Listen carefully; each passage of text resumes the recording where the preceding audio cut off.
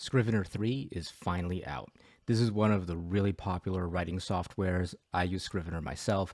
I waited a really long time for Scrivener 3, and I've been very excited now that the new version is out to get using it. I've got a few thoughts, so let's get right into it. I've used Scrivener off and on for a while. I started using it over a year ago, and I originally started with Scrivener 1 for Windows, which was actually version 2. This is confusing for a lot of people. What basically happened was that Scrivener started development on Mac, and then by the time they had Mac version 2 out, they came out with Scrivener for Windows. And so Scrivener for Windows version 1 was actually the same as Mac version 2. And so the Windows version was arguably one version behind, although a lot of people didn't really know that because it was just called Scrivener. It wasn't necessarily called Scrivener 1. So then when the team went to the next major version of Scrivener, they knew that it was going to be confusing to say, oh, Scrivener 2 versus Scrivener 3. The Windows users were going to feel like they were left behind, and that wasn't really the case. So they decided to bring the numbers up to parity and just go with Scrivener 3. So there's going to be a little bit of confusion right now, but basically Scrivener 3 is the same on Mac as it is on Windows. It's the most recent version, and it's the one that just came out. So I started with Scrivener for Windows before version 3. I really liked the software. I thought it was powerful. I thought it was useful. It did a lot of things for me as a writer that I wanted it to do.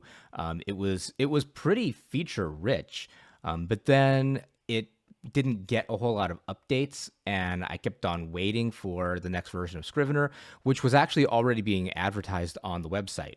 I waited for over a year for it. Nothing really came out. And so I kind of gave up on Scrivener. I moved on to other softwares, and I tried things like Noveler. I tried WaveMaker. I went to Dabble because Dabble had plot grids, which I think are really, really useful. I really like the plot grid for planning purposes. And I kind of forgot about Scrivener. I kind of stopped using it, especially because I was paying a subscription for Dabble. And so I felt like, if I'm using something, I should use this. And I just kept on waiting for Scrivener 3 to come out. I waited over a year. In the meantime, I started liking Dabble more, especially because Dabble had good syncing features. It had a mobile application that was really easy, really intuitive. And then things changed. So Scrivener 3 came out literally the day I gave up hope. Literally, I was sitting around and I was thinking, man, whatever happened to Scrivener 3? And to be honest, I just thought it's been so long, and the team hadn't put up an update blog in so long that I just thought, oh, maybe this is not going to happen.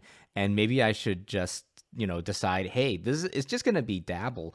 And I was actually thinking about buying the Dabble lifetime subscription, even though it's pretty expensive. It's like $400, which is a lot of money and a lot of commitment. But at that point, I was thinking, well, maybe I should just do it, because if you're going to be committed, you might as well be all in. And my brother actually messaged me and said, hey, Scrivener 3 is out. And I said, really? Seriously? Today of all days? But maybe that was actually a good thing, because I got a chance to try Scrivener 3, and it got me some options. I use Scrivener for about like 2 weeks now, maybe 3. I think that the rollout has been a little bit slow on it. I actually only got an email from Literature and Latte about 2 days ago, so I've actually had Scrivener 3 for a while. I'm not sure exactly why that is, but some of you may not know that Scrivener 3 is out. And if you are in the same boat as me, the first thing you should probably know is that if you bought Scrivener when it was close to its original release date, then you are probably, you could probably get Scrivener 3 for free. So people who bought Scrivener 3 when it was close to its release date actually got the old version of Scrivener with the free upgrade promise. And then Literature and Latte is still honoring that promise, so you can do that. Now, the process is a little bit annoying. It's slightly unintuitive. What you have to do is download Scrivener 3, install it onto your computer, and then when you get into the activation point, you start that activation, and then at the bottom where you enter in your license, there's a button that says that you can upgrade for free. And you do that, you put in your old activation, and then it will generate you an activation code for Scrivener 3, which is different from your old activation. You'll get an email with that. You copy that, you get that new license, put that into Scrivener, and now you activate for real, and then you can have Scrivener.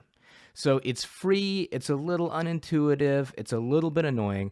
The good news is you only have to do it one time, and in the end, it's just about 3 or 4 minutes out of your life. It's ultimately not the biggest of deals. If you are a newcomer to Scrivener, you should know that Scrivener is actually a very good software, especially from a value point of view. If you buy it at the regular price, meaning you don't get an educational discount or the upgrade discount or anything like that, you're paying about $50, which sounds like a lot of money, but it's a one-time cost. And things like bug fix patches or minor features you get for free, and then you don't have to pay again until you get to the major update, which they basically describe as going to a new number of Scrivener. So going from Scrivener 1 to Scrivener 3 is a major update, but if there are hot fixes or minor bug patches, you just get those, and your costs are very, very contained. You pay the one-time cost, and there's nothing like the Adobe subscription fee or like the Noveler or the Dabble monthly or annual fees. So you can use that software for a really long time and get a lot of value out of it. I think that's actually a pretty compelling reason to think about Scrivener. So Scrivener 3 adds a lot of stuff. It keeps pretty much all the stuff that made Scrivener great software to begin with. The binder still works really well. All the organization stuff works really well. You can go back and forth between your document. You can go inside of each scene, edit those or draft those separately, reorder them, all of that stuff. All of that stuff that you liked about Scrivener is still there. I think that the metadata tagging is really powerful. The draft state notes are also really powerful.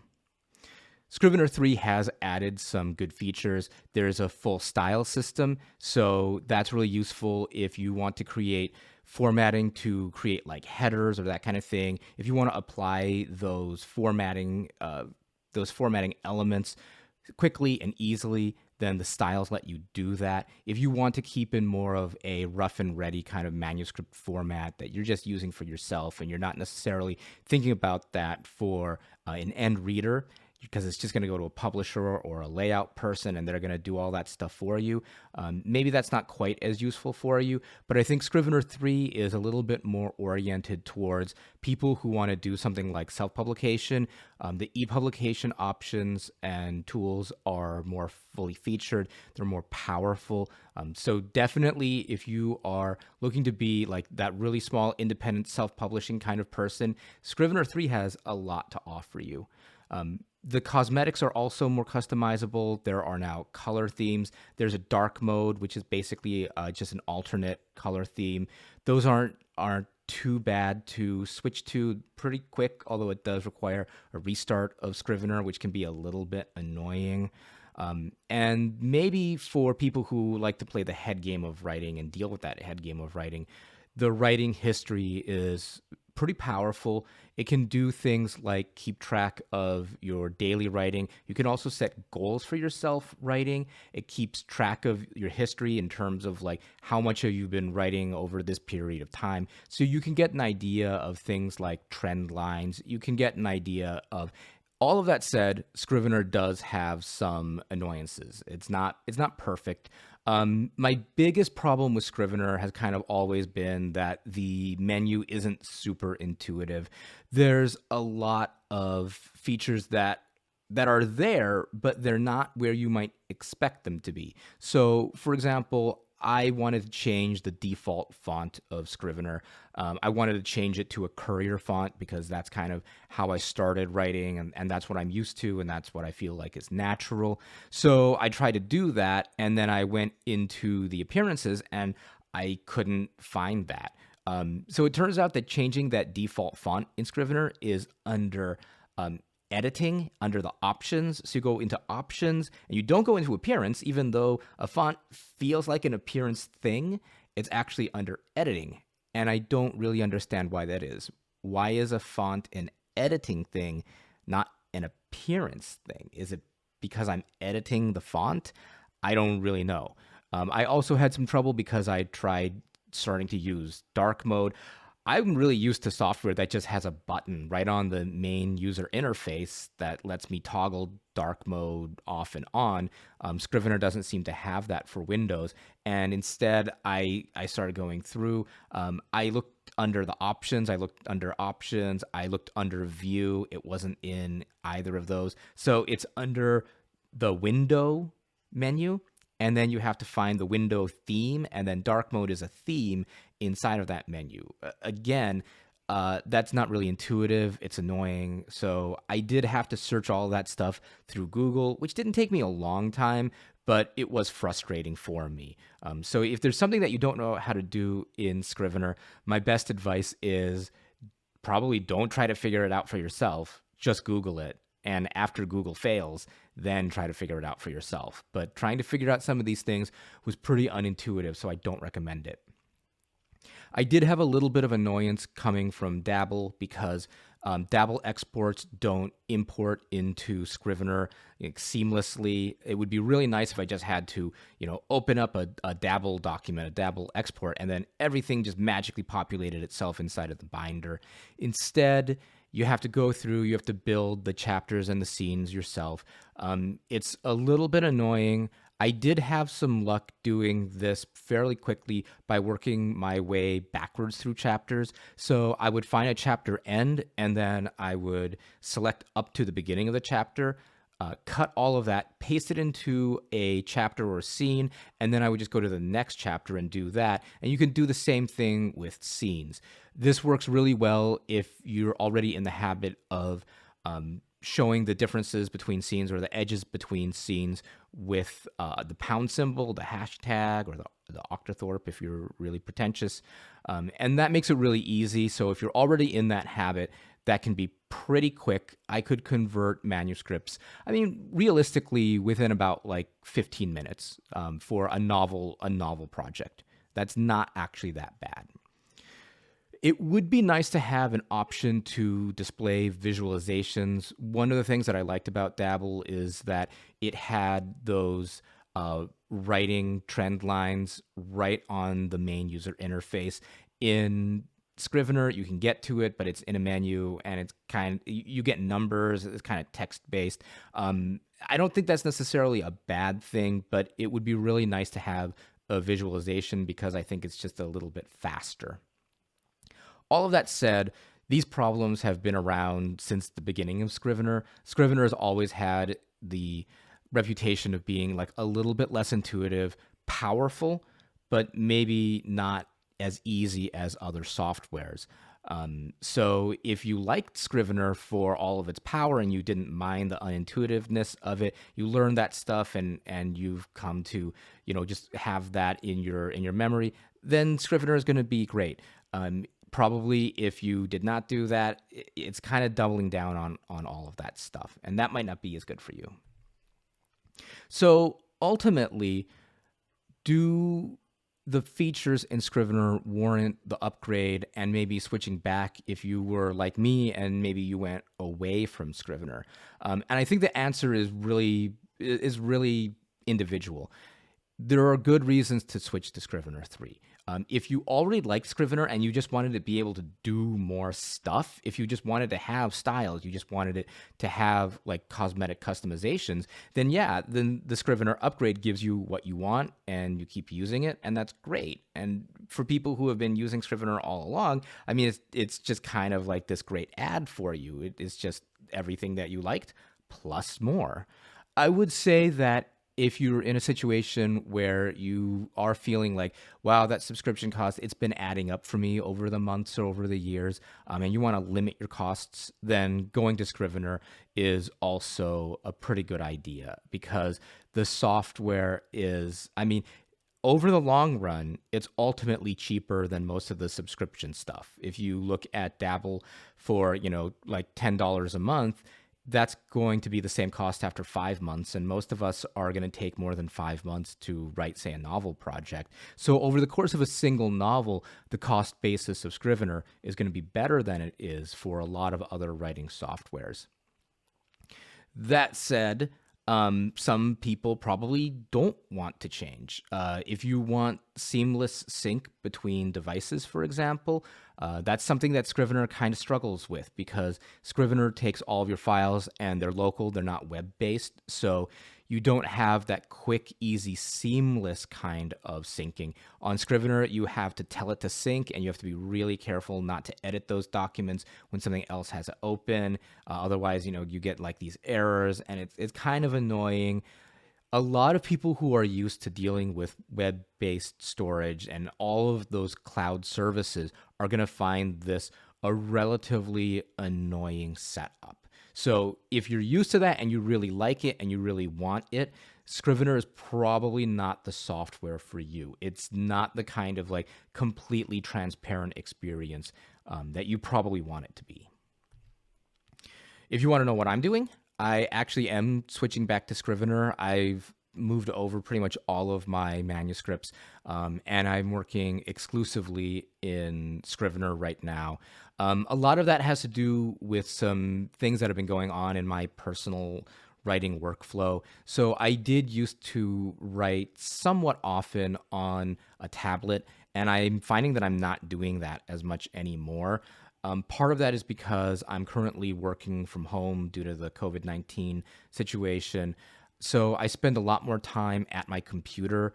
I find myself in fewer times when I'm like, pulling out my tablet or something when I'm on the go, or I get grocery delivery now. I don't have that time. I used to just like pull out my phone when I was, say, in a grocery line and maybe like sketch out some stuff, do some writing, maybe a couple lines of dialogue. And I really liked having that in Dabble because then it was just right there. It was quick and it was easy. But now that I just get the delivery grocery, I don't have that time. I don't have that downtime. I'm just at my computer doing other stuff. So I've been leaning towards the advantage of that one-time pay. Maybe that's just something that I'm kind of doing as a person right now. For whatever reason, I've been really reluctant to get myself onto subscription-based services. Like I'm not using Adobe for my photography work. I use Capture One, and I think that Dabble and Noveler and all of those softwares can be really good. I have really enjoyed them, but for whatever reason, right now, I'm just feeling like I just want to pay one time for stuff and be able to use it forever. And Scrivener lets me do that. I do know that I could do that with Dabble, which is probably my front runner alternative software, but the money is a little bit daunting for me. And so I haven't been willing to do that. Being able to upgrade for free with Scrivener really won me over. I mean, if I had to pay another $50 for Scrivener, looking at $50 versus, the Dabble lifetime subscription, $400, that might have been a harder choice, but for free, Scrivener was it was a pretty quick choice for me, actually. So I do think there are some people who probably want to stay with that web-based service. I think that if you want the fastest updates possible, you probably want to go with something more like Noveler or Dabble because web development is inherently faster. It's easier to deploy. You just get pushed that code. With Dabble, like that little thing comes up and you just click it and it updates. With some web-based forms of software, you don't even have to update because it's just all the code that you're loading as you load the web page. So it's really, really seamless.